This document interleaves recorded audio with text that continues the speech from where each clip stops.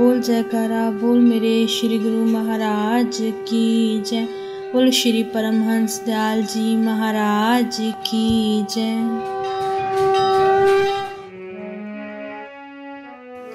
एक रोज़ लाला राम नारायण साहब ने जिक्र किया कि उनके ममेरे भाई उनके मकान में ज्ञान प्राप्ति के लिए आकर रहे।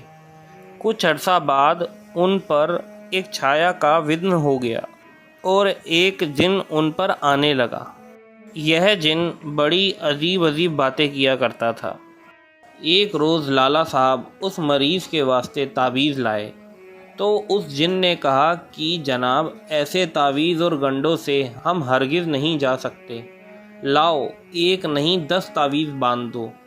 यह कहकर हाथ फैला दिया। जब तावीज़ बांध दिया तो उस मरीज़ ने कहा कि देखो, यह गया और वह गया और तावीज़ गायब हो गई। उससे पूछा कि तावीज़ कहाँ है, तो कहा कि देखो, सामने दीवार पर कौआ बैठा है, उसकी चोंच में है।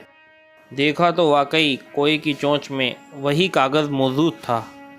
लाला साहब के वालिद ने तंग आकर कहा कि यह बेगाना बच्चा हमारे यहाँ ज्ञान प्राप्ति की गरज से आया है, आप इसको छोड़ दो और मेरे लड़के के ऊपर आ जाओ। वह मरीज़ लाला राम नारायण की तरफ गौर से देखने लगा। चूँकि उनके यहाँ ख़ानदानी तौर पर शिवजी की पूजा और भक्ति चली आती थी, उन्होंने उस वक्त शिवजी का ध्यान शुरू किया तो वह जिन देखभाल कर बोला कि साहब, हमने इनको खूब आजमा लिया, इन पर हमारा असर नहीं चलेगा। वहाँ पर एक ब्राह्मण महावीर का उपासक था।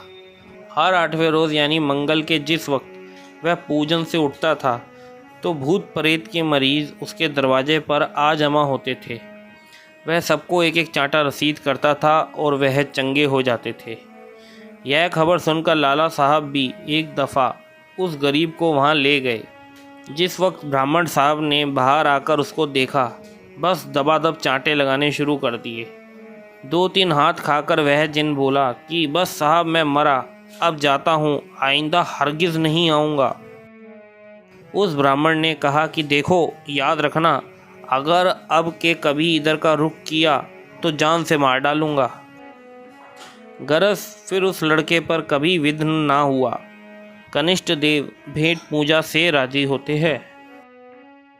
बोलो जयकारा।